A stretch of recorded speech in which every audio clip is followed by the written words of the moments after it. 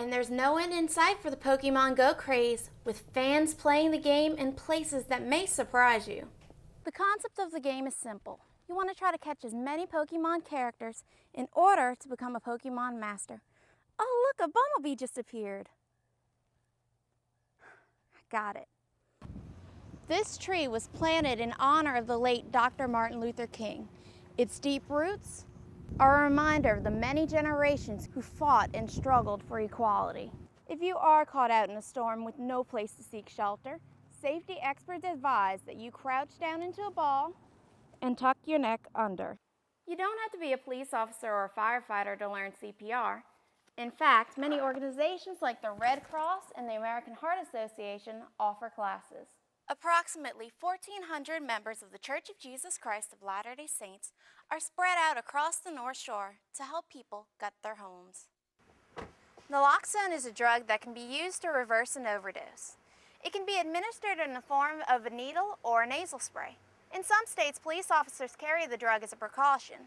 Recently, Governor Bobby Jindal signed a law that allows doctors and pharmacists to dispense naloxone to third parties with limited liability. Not many people worry about spending a penny these days. Most people won't even bend over to pick one up off the floor. However, the 1-cent sales tax is Tangipahoa's largest source of revenue. Candles flickered in the night in tribute to Dr. Martin Luther King Jr., who changed the course of American history. This candlelight processional honoring Reverend King's birthday included faculty and students alike. We need to celebrate the life and the legacy of a man who paved the way for me, my organization, and other people around this world. Dr. King has taught me that hate cannot get anything accomplished. If we do not love one another, if we do not uplift and build each other up, then we are only tearing each other down. Dr. King was the son of a preacher. He learned through his father and his formal education how to ignite the hearts of supporters. Along with his supporters, he led marches, rallies, and sit-ins. Many of these forms of peaceful protests are still in use today. There's a continued struggle for equality, not among race, but among everything nowadays. LGBT rights, still racial equality, men and women in the workplace equality. So there's a very strong-rooted fight for equality from his time all the way till now. This tree was planted in honor of the late Dr. Martin Luther King. Its deep roots are a reminder of the many generations who fought and struggled for equality. Though the fight for equality lives on, so does King's legacy. Coretta Scott King, Dr. King's wife, created the King Center to inspire today's generation to continue his work. For the North Shore News, I'm Tara Barbe reporting. I walked to the back door, and I was actually standing in the door when it passed overhead. It blew the top out of a live oak tree in my backyard, and it fell between my little outhouse back here, my little building behind the house. Edwin Davidson was at home when a tornado passed through Davidson Road. 2 were injured in a home he owns up the road. The man told me that as far as noise was concerned, it was just one boom.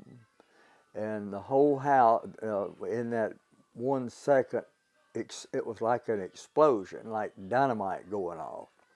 It was just one explosion, and the whole house just disintegrated. Davidson went outside after the storm had passed and called out to his neighbors. He found them on the blacktop across the street. Both of them were hurt. Broke the man's, one of them, I think it was his left arm was broke. She's on crutches, but I don't think her leg was broke. She was injured pretty bad. They both went to the hospital that day. Right here where I'm standing is what remains of a home. Here lying in the dust, a small child's toy. Besides the Davidsons, several other homes and families were affected by the storm. The Thrashers had 2 homes and a barn damaged by the tornado. I went to work. I have a tax practice in Springfield, and about 10:33 that morning, my husband called me, and he said, "You're not going to believe this." He said, "We just had a tornado here." And I was in my house when this happened. and it sounded like a locomotive. I know everyone has seen pictures of a twister, but when I saw the twister, it was 50 yards from the house, and it seemed like it was just a split second and it was at the house. It was beyond belief because I think the weather reported that the storm came through about 10:25. He called me at 10:33. That's just how fast it happened. Despite the devastation on Davidson Road, all of the occupants seem hopeful.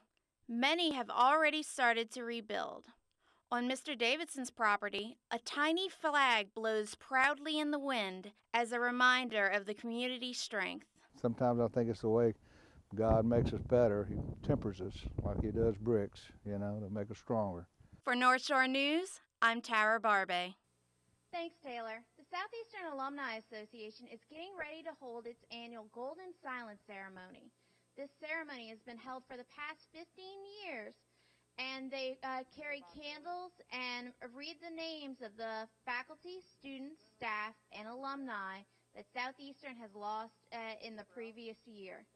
If you would like to add a name onto the list, or if you would like to find out some more information about this ceremony, please call 1-800-SLU-ALUM. Back to you in the studio.